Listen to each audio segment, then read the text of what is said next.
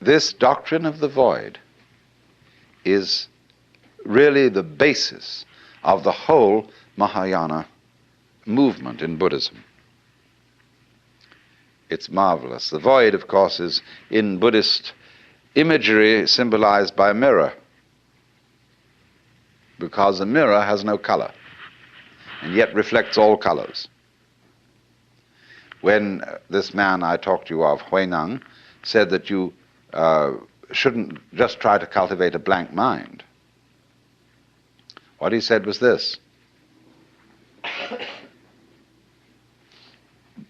the void, shunyata, is like space.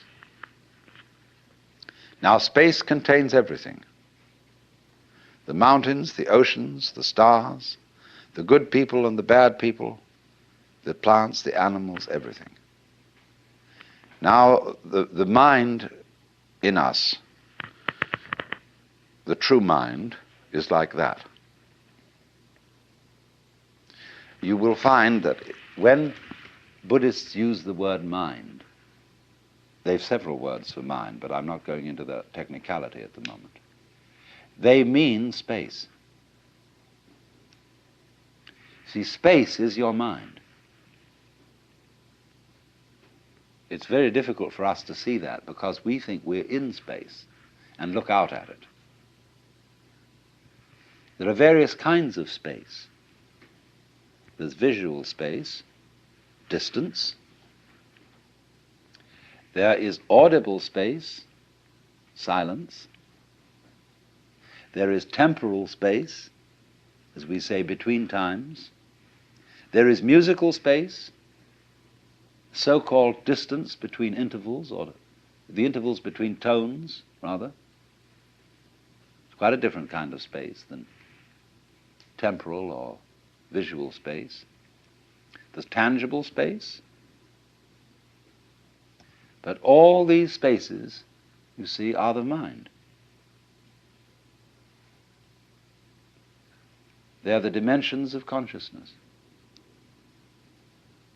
And so, this great space, which every one of us apprehends from a slightly different point of view, in which the universe moves, this is the mind.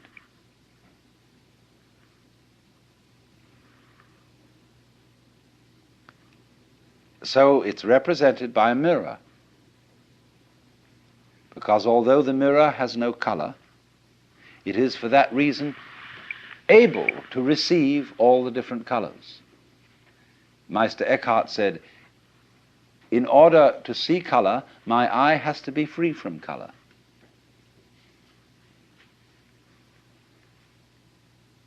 So in the same way, in order not only to see, but also to hear, to think, to feel, you have to have an empty head. And the reason why you are not aware of your brain cells, unless you're only aware of your brain cells if you get a tumor or something in the brain, when it gets sick. But in the ordinary way, you're totally unconscious of your brain cells. They're void. And for that reason, you see everything else.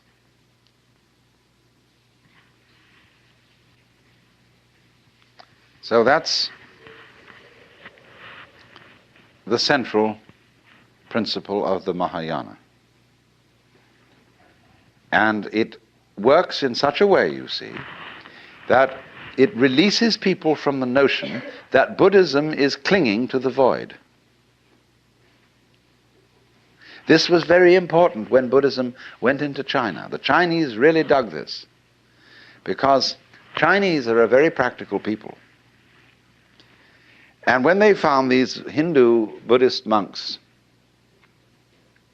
trying to empty their minds and to sit perfectly still and not to engage in any family activities, they were celibates. Chinese thought they were crazy. Why do that? And so the Chinese reformed Buddhism. And they allowed Buddhist priests to marry. And in fact, what they especially enjoyed was a sutra that came from India, in which a layman was a wealthy merchant called Vimalakirti, out-argued all the other disciples of Buddha. And of course, you know, if in these are these dialectic arguments that are very, very intense things. If you win the argument, everybody else has to be your disciple. So Vimalakirti, the layman, won the debate, even with Manjusri, who is the bodhisattva of supreme wisdom.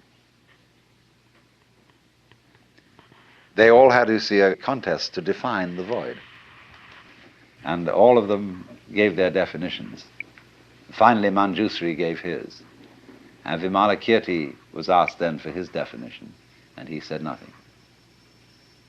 And so he won the whole argument. The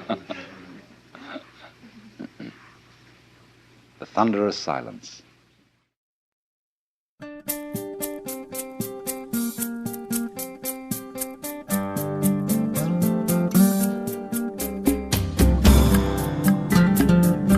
This concludes Out of Your Mind, essential listening from the Alan Watts audio archives. Music by Stephen McNamara. For more information on the audio archives of Alan Watts, please visit www.alanwatts.com.